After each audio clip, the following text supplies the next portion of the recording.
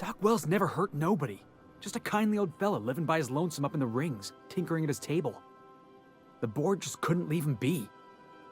I'm not one for pointless heroism, but the board's gonna be after us next.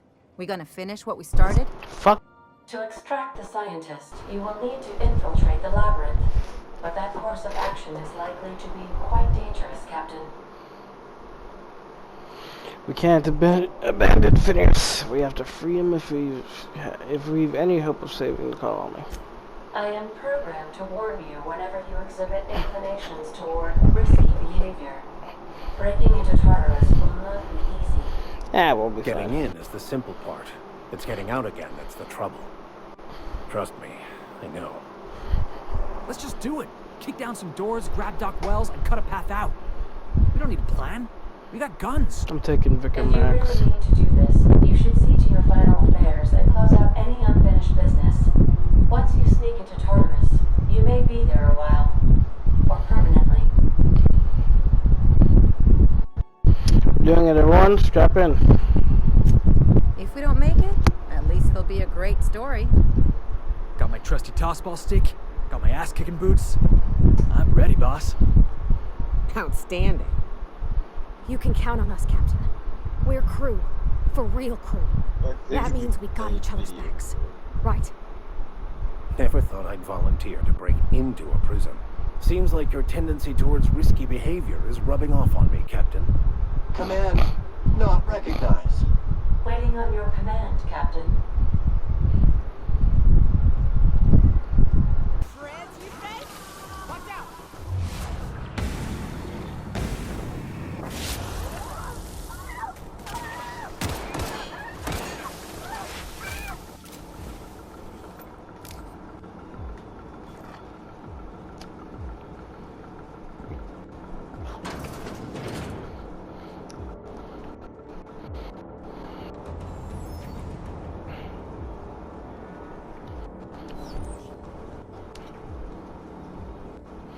I think they took the stealthy way.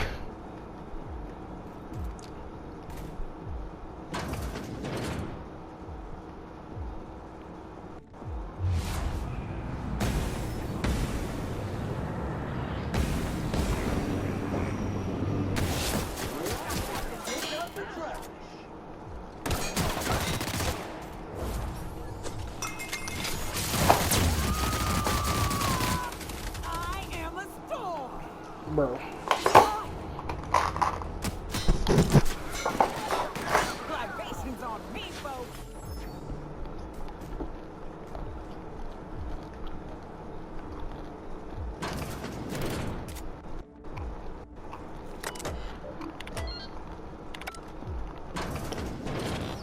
Well, look who it is. I'll be Chairman damned. Rockwell. I was prepping the studio for our announcement, and here you are as a bonus. Ah, I knew I smelled Monarch when you lot walked in. The stench of sulfur, depression, and desperate bravado is unmistakable. Keep talking, you'll be smelling iron. Ain't nobody so important I won't put a bullet in. And, oh, I had heard you were dragging around a repurposed janitorial mechanical. My staff jokes that it's because you're a walking pile of refuse. Interactive database updated. The unique organic substance labeled Chairman has been classified as filth, imminent for incineration. When you go off and get yourself shot, try to avoid taking one to the face. I'll want it recognizable to show to my citizens. Get out of my way, Rockwell. I'm not in your way, dullard. You talk to me. You want to go die in a blaze of glory? Be my guest. Besides, I don't know what you think you're doing here, but Sophia's doing good work up there with Phineas. Your efforts will be in vain. Please, Phineas would rather die than cooperate. Yes, he is an extraordinarily obstinate fellow, isn't he? Fine, he isn't working for us per se. Semantics, he'll come around. But that's between us. As far as my adoring citizens will know, we've turned a dangerous crackpot into a working-class man. It's a miracle.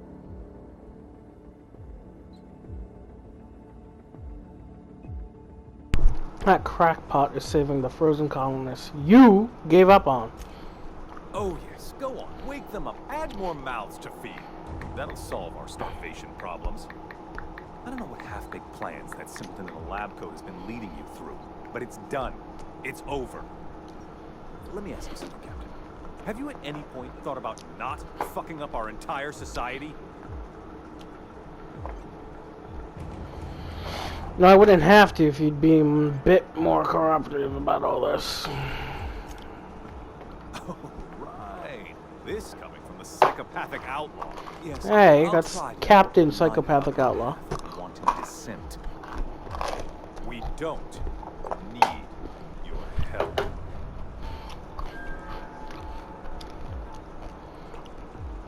I'm going to get your administration's corporation.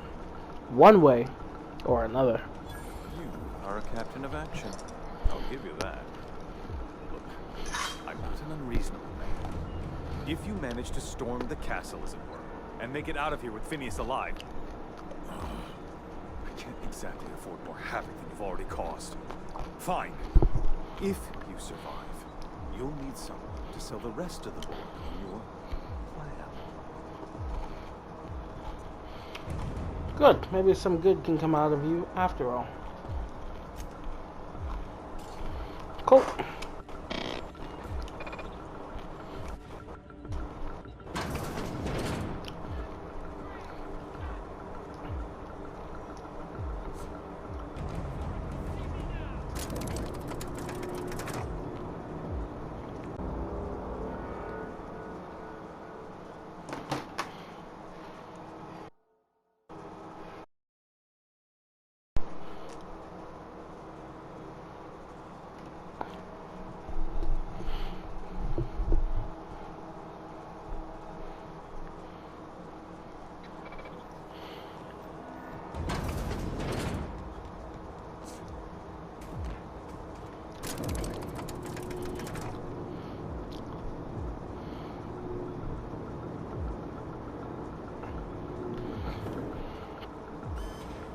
MSI.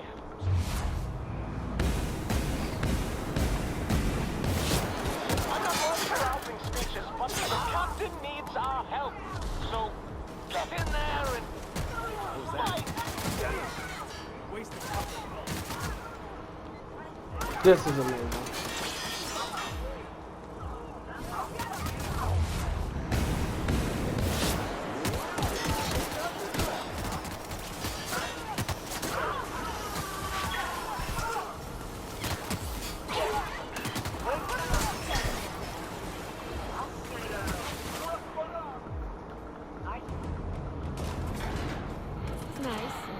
Before the storm and all that. This is the storm, bitch. Consider equipping a pack of Sam's special solvent stain out remover. It's ruthless on residual blood splatter. Captain, you have an uncanny talent for complicating my life. You've disrupted the balance of power. You've upset the natural order of things. You've introduced uncertainty, and there is nothing I despise more than uncertainty. It's over, Sophia. Stand down. I'm afraid I can't do that. I'm aware of your diplomatic talents, Captain. You have a gift for manipulation, but I warn you, I'm no easy mark. Clearly haven't met me yet. For all your talents, you are the enemy of Halcyon, and therefore you are my enemy. You are my enemy. I'm here for Phineas. Let him go. And you're going to do your duty or die trying. I get it. Let's move it along. I'm here for Phineas. Let him go. You make a nuanced and compelling argument. Here's my rebuttal. No. Bitch. Dr. Wells is being held in my custody. His cooperation will prove invaluable, even if I have to beat it now out I'm of him. gonna have to kill her.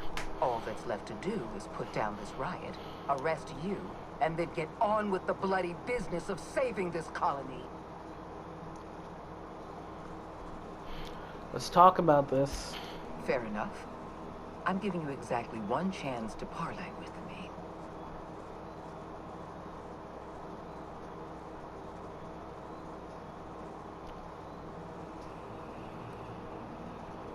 I destroyed your experiments in the Ministry. Your plan's never going to work. Yes, I'm quite aware of your brazen act of corporate vandalism. By the way, those test subjects you killed, they died in agony. Oh, well. My scientists assure me they can recover the data you've destroyed. You've succeeded in temporarily delaying our research. Nothing more.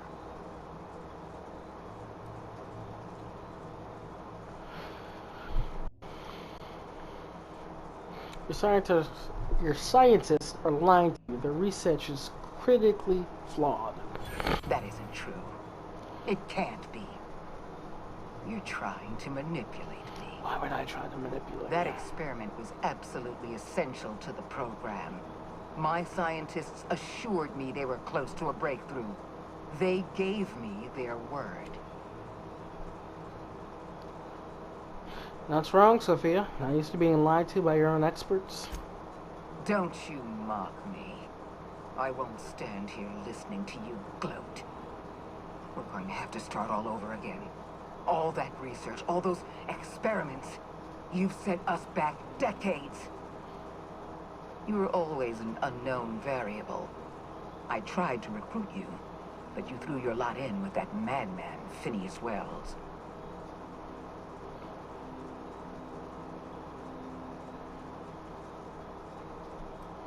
Enough talk. Let's settle this.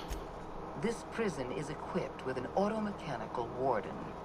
I've had it programmed to eliminate you on site and rinse your remains down a drain. And don't worry. I will inform Dr. Wells that you died heroically. Something. Well, it's gotta be like that then. Oh, there it is.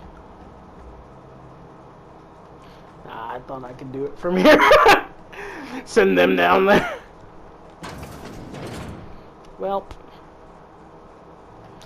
So let's save game.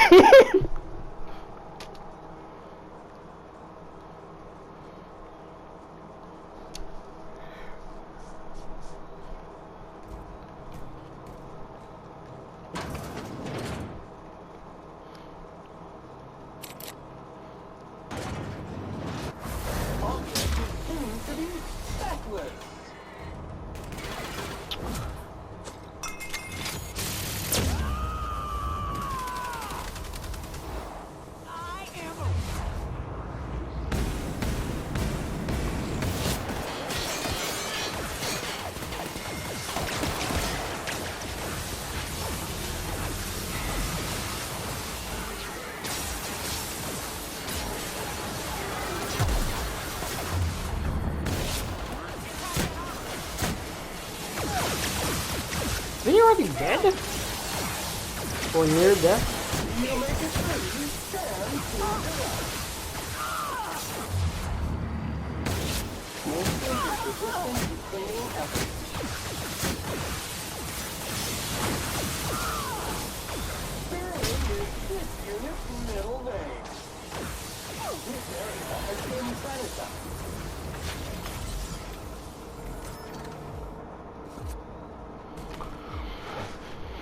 That was slight work.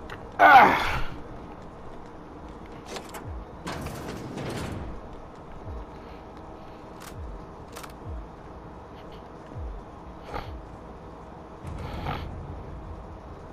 Yo, this is a nice fucking place. Did she really think that would kill me? Why won't you just... Oh shit! Did she die in 2 shots?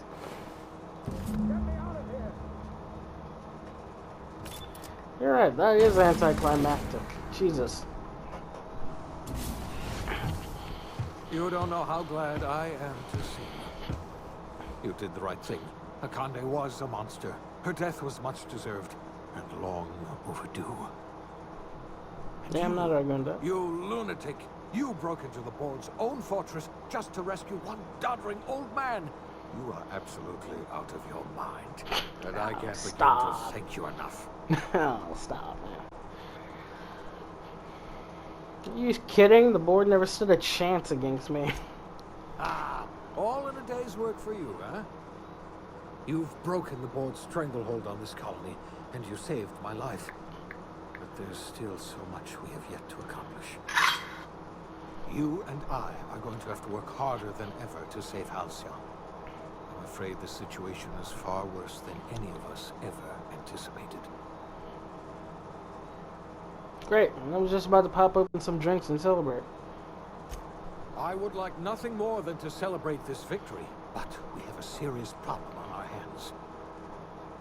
Earth has gone dark. We haven't received a single message in 3 years. There's been no communication, no signals, nothing. 2 years ago, the Earth's Directorate's frigate disappeared on their way back to Earth. We don't know what they discovered when they arrived, or if they arrived at all. So we've got to make do on our own. Seems to me that'll make us stronger in the end anyhow. You're quite right. We've got no choice but to make do on our own. We're in serious trouble, my friend. Do you know what this means for Halcyon?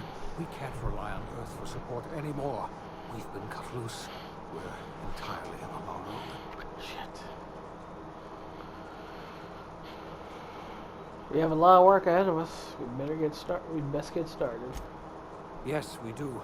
You've done a marvelous thing. You've succeeded where anyone else would have failed, including me. We must begin the revival process immediately, starting with the Hope's brightest minds. And then we're going to fix this damn colony, one problem at a time. We're going to need a leader, and I can't imagine a better person for the job than you. What do you say, old friend? Will you help us?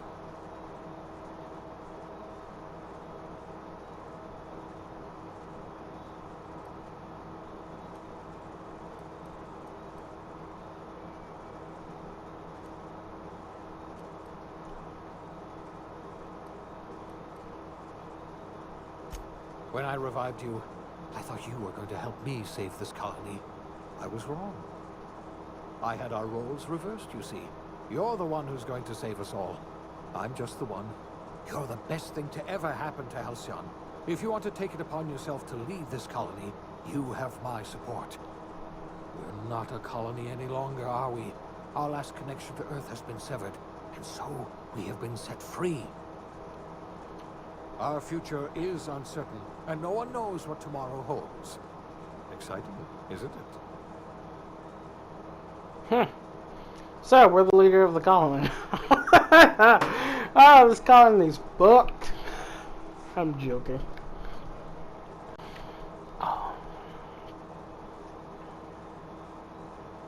The OSI teaches that everything in the universe happens according to the grand plan. But the stranger that arrived in Halcyon was an unplanned variable. From the moment he landed in Emerald Vale, his actions altered the course of history. The events on Tartarus brought about the end of the board's authority. But the board's mistakes would haunt the colony for decades to come. The damage they left behind would require the work of a generation to repair. Dr. Phineas Wells began reviving a handful of the Hope's colonists. Engineers, scientists, technicians, and intellectuals. They were among the brightest minds the Earth had ever sent out to the stars. The Hope scientists and engineers woke up in a colony descending headlong into total collapse. With no way to return to Earth, they had no choice but to band together and devote themselves to the cause of saving Halcyon. The people of Halcyon were nothing if not hardened. In the absence of the board's authority, many of the colony's settlements banded together with a single purpose in mind: survival. Life was especially hard in the years to come. Some towns dissolved by attrition and starvation, but most of them found a way to carry on. In the years to come, Halcyon was forced to reckon with its newfound freedom. The board was gone, and for better or worse, the colony was responsible for its own destiny. Between MSI's worker-centric policies and the iconoclast's manpower, Sanjar and Zora were able to rally many of the Terra 2 townships to their cause. MSI's workforce swelled, and the Iconoclasts enjoyed a significant surge in their ranks. The board was too distracted by infighting and internal politics to stop MSI from becoming a powerful corporation and a refuge for townships that might have fallen through the cracks. Consumed by paranoia, Lilia Hagen took Sublight Salvage in a controversial direction, openly accusing board officials of an extraterrestrial conspiracy. One day, an accident at the Groundbreaker's docking bay silenced her forever. Time would tell if her replacement could keep the Sublight family together. After returning to Edgewater, the deserters negotiated workplace reforms with Reed Thompson, including a single day of rest, which came to be known as a weekend. As the world around him changed, Thompson found himself pining for the old days. He was known to spend his weekends in the cantina, nursing one of the few remaining bottles of Zero G, and repeating to himself, "It's not the best choice, it's Spacer's choice." As for Adelaide McDevitt, she tended to her garden in solitude for another year before passing away. Her body was discovered some months later when Reed Thompson paid her a visit in an effort to make amends. Her remains were buried in a place of honor underneath the floor of the Edgewater Cannery. Reed believed this was what she always wanted. Under the leadership of Junlei Tennyson, the Groundbreaker held firm against corporate influence. The ship's mechanical stability gave Junlei the time to educate a promising generation of engineers schooled in her family's traditions. The future of the Groundbreaker looks promising. The rediscovery of the Hope and the abandonment of the Lifetime Employment Program forced Byzantium to come to terms with some uncomfortable realities about the state of Halcyon. While Byzantines were reluctant to surrender the luxuries they'd grown accustomed to, the board's diminished authority gave them little choice in the matter. Nearly everyone had to learn to make do with less. Some even had to get jobs. It was a dark time indeed. Even the Gorgon asteroid, though a distant enigma to most of Halcyon, felt the aftershocks of your actions. The destroyed Adrenatime synthesizer became a symbol of the board's cruelty and a rallying point for Wells and his scientists as they sought to build a more humane, ethical Halcyon. They cleared the dead from Gorgon's laboratories and repurposed them to aid in the crucial work of solving the colony's nutrition crisis. Gorgon, which had once sown death and destruction across Halcyon, became a source of hope and renewal. The Gorgon Project's final explosive end. Gorgon, which had once sown death and destruction across Halcyon. The Gorgon Project's final explosive end was bittersweet for Olivia Ambrose.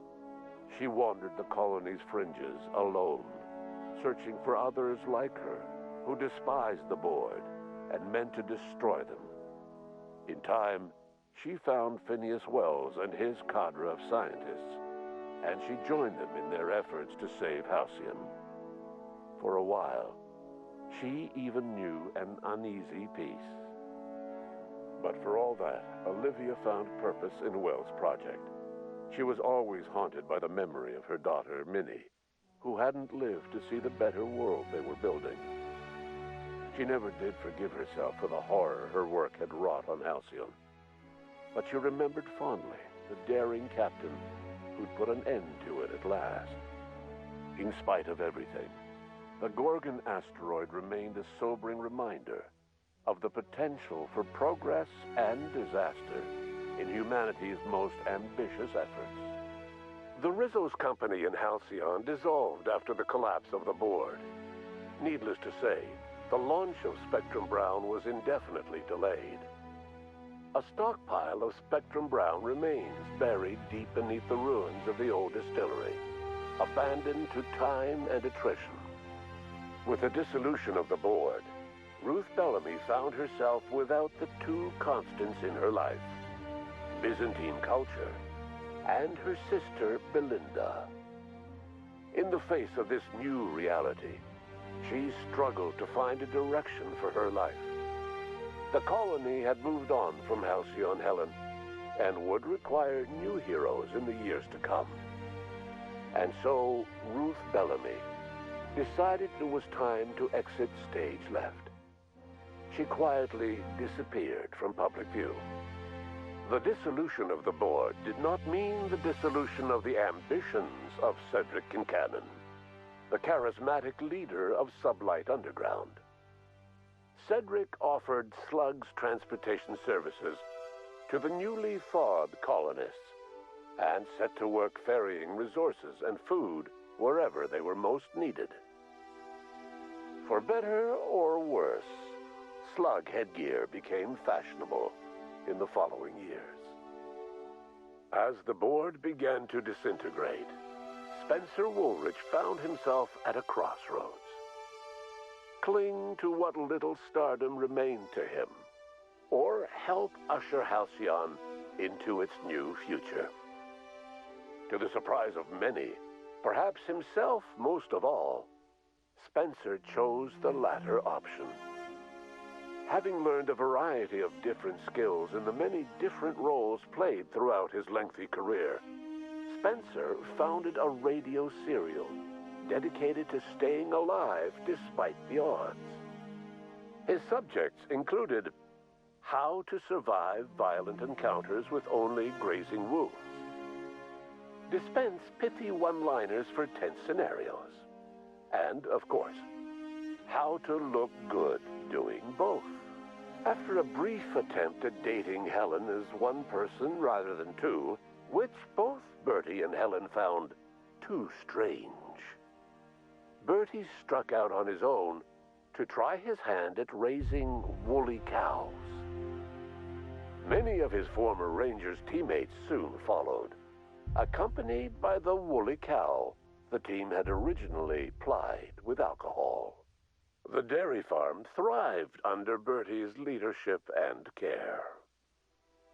The Dairy Rangers privately believed that the woolly cows softened Bertie's temper considerably, although the only one brave enough to say this to his face was promptly headbutted. Your influence shifted Ellie's perspective. She finally admitted, albeit grudgingly, that she just might need other people. Sometimes. With a steady income from the life insurance payouts, she was finally able to afford a ship of her own. She hired a small crew and flew supply missions to communities on the fringe. Some of them were even legal. Life in Halcyon was sobering for Felix Millstone. The grand revolution he dreamed of never came. There was no great awakening for the colony, no celebrations in the streets. There was only the hard, desperate work of trying to repair a broken colony. Felix never had a head for numbers, but if there was labor to be done, he was there to help. Eventually, Felix realized that the work of a revolution was done with two hands. As much as he enjoyed his adventures aboard the Unreliable, the vicar, known as Max, eventually decided that it was time to move on, to live out the life he had sought so long to create. He knew there were many in the colony who carried burdens much worse than the ones he had struggled with, and he devoted himself to easing their suffering wherever he could. He only ever took up arms again to defend the defenseless. Unshackled from a lifetime of striving and fighting the universe and himself, Vicar Maximilian de Soto was finally at peace. Once the matter with the Hope colonists was resolved, Junlei bashfully asked Parvati if she'd like to join her permanently on the Groundbreaker, and Parvati enthusiastically, if somewhat awkwardly, agreed. The stories of her adventures spread across the colony, and Parvati soon found herself the center of attention. Having served as the engineer of a renowned spacecraft, tramp freighters and wildcat miners sought her out by name, and in no time, she was a fixture in the Groundbreaker's mechanical ecosystem. she and Junlei were never far apart. Nyoka returned to Monarch to take another crack at making a permanent life for herself. She formed the Charon Group, a mercenary outfit of ragtag survivalists and wilderness experts. Anyone in need of a guide, or just looking to throw back a beer and swap stories, could find her camping on the trail or clearing an infestation. The SAM unit that accompanied you spread awareness of the product line's superior sanitation and maintenance capabilities across what was left of the colony.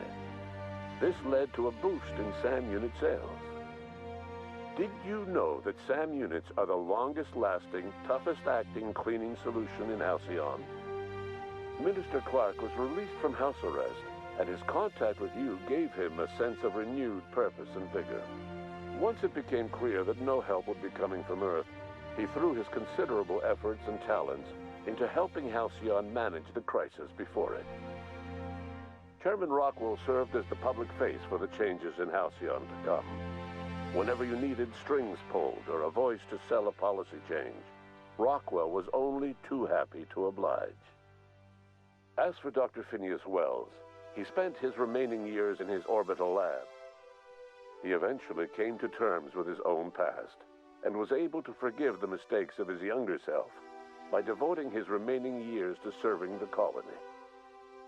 Dr. Wells was able to revive many more scientists and engineers than he first expected, thanks to the additional batch of chemicals you stole from the Ministry. Wells never forgot about the human lives that were lost in acquiring these chemicals. In the end, Dr. Wells was able to save every scientist and engineer aboard the Hope. Over the next decade, nearly all of the Hope's remaining colonists were successfully revived. Halcyon saw a period of rapid technological and scientific advancement. Breakthroughs in dietary supplements saved the colony from starvation. Geoengineering projects and social reforms began to change the structure and character of the colony. Dr. Wells laid the groundwork for the project to save the colony, but he would never live to see the fruits of his labor. He passed away a few years later. His work was carried on by the scientists and engineers he revived. Today, Halcyon has stabilized. The people of the colony work hard to adapt to their new circumstances. Nearby colonies send aid and supplies. Life will never be easy in Halcyon, but for the first time in its history, there exists a sense of real, genuine hope about the future. And what about you, the unplanned variable in the history of Halcyon? Long after Wells passed away, you carried on his work with more energy, determination, and brilliance than he could ever muster. The years that followed were hard, but Halcyon survived by the efforts of the Hope's most promising colonists, the greatest of which was you. No one knows what's happened to Earth, and no one knows what the future has in store for Halcyon. All we know for certain is this: the name of the Unreliable and that of its intrepid captain will remain the subject of countless stories for years to come.